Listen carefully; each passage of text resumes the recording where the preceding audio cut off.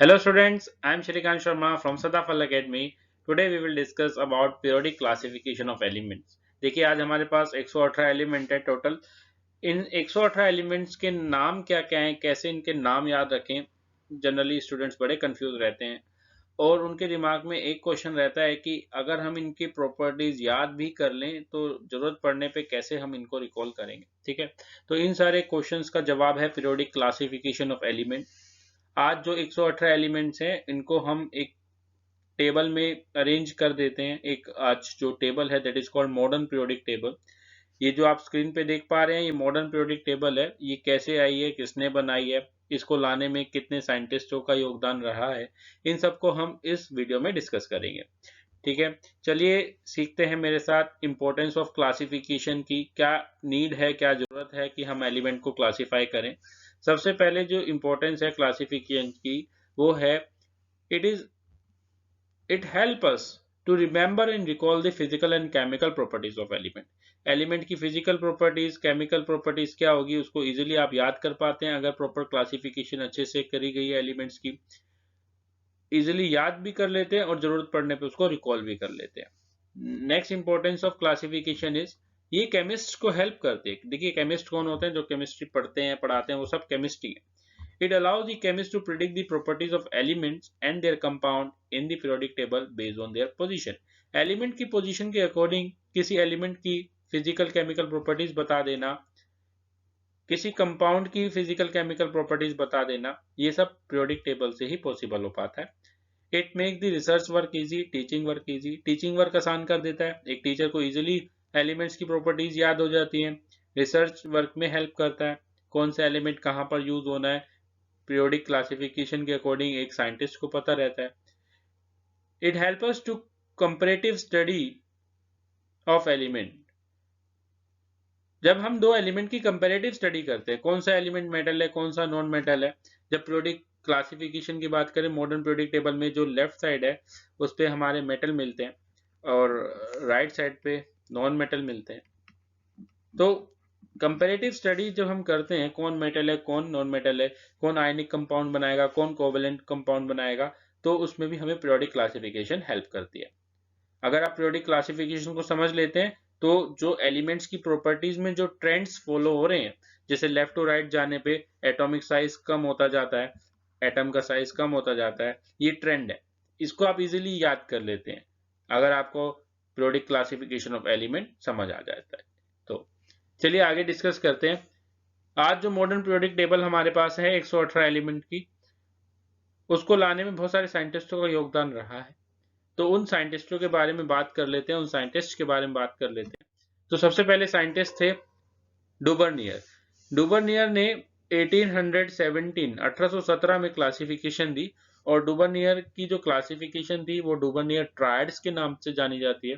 दूसरे साइंटिस्ट थे जिनके बारे में आपको पढ़ना है न्यूलैंड। न्यूलैंड ने अपना लॉ दिया that is called Newland law of octaves. He gave his law Newland law of octaves in 1866। Another scientist was Mendeleev. Mendeleev, Dmitri Mendeleev 1869 में अपना एक पीरियोडिक टेबल बनाई उन्होंने, जिनको हम बोलते हैं मेंडलीव पीरियोडिक टेबल। इस वीडियो में हम सिर्फ डिस्कस करेंगे डुबर्नियर और न्यूलैंड्स के बारे में। मेंडलीव के बारे में नेक्स्ट वीडियो में हम डिस्कस करेंगे। देखिए बात करें 118 एलिमेंट में से 94 एलिमेंट जो है नेचुरली अकरिंग एलिमेंट है और rest 24 element are synthetic elements. Dobereiner triad के बारे में बात करें, डुबर्नियर ट्रायड 1817 में डुबर्नियर ने दिए। ट्रायड्स होता क्या है, ट्रायड्स मतलब होता है ग्रुप ऑफ 3 एलिमेंट। 3 एलिमेंट के ग्रुप को हम ट्रायड बोलते हैं। डुबर्नियर के समय में 53 एलिमेंट डिस्कवर थे। आज हमारे पास 118 एलिमेंट है, लेकिन डुबर्नियर के समय में कितने एलिमेंट डिस्कवर थे, 53। उसने सिर्फ 9 ही एलिमेंट्स को अरेंज कर पाया इन द फॉर्म ऑफ 3 ट्रायड्स। जब 3 ट्रायड बनाए और हर एक ट्रायड में 3 एलिमेंट है तो टोटल 9 एलिमेंट को ही अरेंज कर पाया डुबर्नियर, जो कि इसकी एक लिमिटेशन भी रही। ट्रायड 1 की बात करें तो ट्रायड 1 में लिथियम था, सोडियम था, पोटेशियम था। डुबर्नियर said instead of learning the properties of lithium, sodium, potassium individually, just learn the property of triad 1। और ये याद रखें ट्रायड 1 में लिथियम सोडियम पोटेशियम आता है। जो प्रॉपर्टीज ट्रायड 1 की होगी वही प्रॉपर्टीज लिथियम की भी होगी, सोडियम की भी होगी और पोटेशियम की भी होगी। Similarly in case of triad 2, the properties of calcium, strontium and barium is similar to the properties of triad 2. जो triad 2 की property है वही calcium, strontium और barium की property होगी. Similarly, in case of triad 3 जो chlorine, bromine, iodine की properties हैं उनको इंडिविजुअली याद करने की बजाय ट्राइड 3 की प्रॉपर्टी याद कर ली जाए और ट्राइड 3 में याद रखा जाए क्लोरीन, ब्रोमीन और आयोडीन आता है. इस तरीके से डुवर्नियर ने जब ट्राइड बनाए ही ऑब्जर्व दैट कि जो अर्थमेटिक मीन निकालेंगे एटॉमिक मास का पहले और तीसरे एलिमेंट का यानी 7 + 39/2 अर्थमेटिक मीन होता है, सम करके दोनों को ऐड करें एटॉमिक मासेस को पहले और तीसरे को और 2 से डिवाइड कर दें तो ये ऑब्जर्व किया गया जो रिजल्ट आता है, जो नंबर आता है, that is the atomic mass of the middle element. बीच वाले एलिमेंट का एटॉमिक मास होगा. So when the arithmetic mean of atomic masses of first and third element determined, it was approximately equal to the atomic mass of the middle element. इस तरीके से आप याद रखना. In case of triad 2 add करके देखें 40 calcium का है. Third element is barium. Its atomic mass is 137. If you add this 2 and divide it by 2 to find the arithmetic mean, you will get 177/2. 177/2. This is your 88.5. That is approximately equal to 88. Okay. So इस तरीके से डुवर्नियर ने tried दिए. डुवर्नियर could arrange the 9 then known element. उस समय जितने भी element थे उसमें से सिर्फ 9 को ही कर पाया in the form of 3 trade. Let's see what are the limitation. What are the limitation of डुवर्नियर? डुवर्नियर की लिमिटेशन रही he could not arrange the all then known element. He could arrange only the 9 element in the form of 3 triads. Newland ने सोचा कि और element discover नहीं होंगे लेकिन और एलिमेंट डिस्कवर हुए और जितने भी एलिमेंट नए आ रहे थे वो डुवर्नियर के ट्रायड्स को फॉलो नहीं कर रहे थे.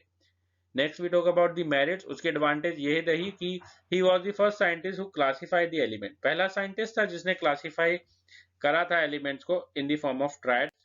Next we talk about the Newland law of octaves. Newland की बात करते हैं. ये अनदर साइंटिस्ट थे. इन्होंने इंडियन सरगम को बेस बनाया. उन्होंने कहा जिस प्रकार भारतीय सरगम में पहला और 8वां स्वर सेम होता है. पहला जैसे यहाँ पर आप देख रहे हैं भारतीय सरगम को सा रे गा मा पा धा नी सा. पहला, दूसरा, तीसरा, fourth, fifth, six, seventh and eight. उन्होंने कहा जैसे भारतीय सरगम में पहला और 8वां स्वर सेम होता है उसी तरीके से अगर एलिमेंट्स को अरेंज किया जाए in the order of increasing atomic masses, इनकी क्लासिफिकेशन भी एटॉमिक मासेस पे थी. जैसे हाइड्रोजन है, देखो उस समय हीलियम नहीं था, नोबल गैस नहीं थी, तो नोबल गैस को नहीं किया था उन्होंने अरेंज.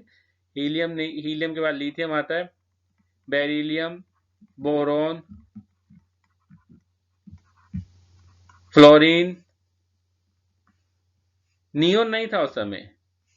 सोडियम था, मैग्नीशियम था, एल्यूमिनियम था, सिलिकॉन था, फॉस्फोरस, सल्फर, क्लोरीन, आर्गन नहीं था, पोटेशियम था, Ca, कैल्शियम था, scandium, titanium and so on. तो कोई भी एलिमेंट उठा लें, जैसे लिथियम हमने देखा यहाँ, लिथियम को हमने पहला स्वर माना सा रे गा मा पा धा नी और ये सा. नेक्स्ट 8th एलिमेंट हो जाएगा सोडियम. तो लिथियम और सोडियम की प्रॉपर्टीज मैच कर जाएगी. सोडियम से आगे चले सा रे गा मा पा धा नी और सा. सोडियम की प्रॉपर्टीज किससे मैच कर जाएंगी? पोटेशियम से मैच कर जाएंगी. इस तरीके से देखिए जो डुवर्नियर के ट्रायड्स के एलिमेंट थे वो न्यूलैंड में भी देखने को मिले, लेकिन उसकी कुछ अपनी लिमिटेशन थी. लिमिटेशन जानकारी करने से पहले उसका लॉ आप जरूर याद रखना. When the elements are arranged in the order of increasing atomic masses, it is observed that properties of every element resemble with the property of next 8th element. This is the Newland law of octaves. Let's talk about the limitation of Newland law of octaves. Limitation क्या रही? His law was applicable up to calcium only. तो उसका जो law था वो सिर्फ calcium तक ही valid था. आगे बात करें, न्यूलैंड के समय 56 एलिमेंट डिस्कवर थे और ही assumed that no new element will be discovered in future. लेकिन ऐसा नहीं हुआ. फ्यूचर में और एलिमेंट डिस्कवर हुए और ये पाया गया जो नए एलिमेंट डिस्कवर हो रहे थे वो न्यूलैंड लॉ ऑफ ऑक्टेव्स को फॉलो नहीं कर रहे थे. Another limitation of Newland law of octaves was he placed the two element in the same slot. बीच में उन्होंने सेम स्लॉट में दो एलिमेंट्स को रखा था. Next we talk about the merits of Newland law of octaves. जब Newland law of octaves आया तो साइंटिस्ट ने एक अजम्पशन लगाई, जनरलाइजेशन की, कि there is something systematic relationship between the properties of element and their atomic masses. उन्होंने कहा कि पहला और आठवां एलिमेंट की प्रॉपर्टी ही मैच क्यों कर रही है, पहले और सातवें की क्यों नहीं कर रही, और कोई और नंबर पे क्यों नहीं कर रही। तो उन्होंने एक स्टेटमेंट दी कि there is something systematic relationship between the properties of element and the atomic masses. This was the merit of Newland law of octaves. So student, we discussed this about the Newland law of octaves. Mendeleev periodic table will be discussed in another video. If you like the video, you subscribe my channel and press the bell icon for the latest update. Thank you.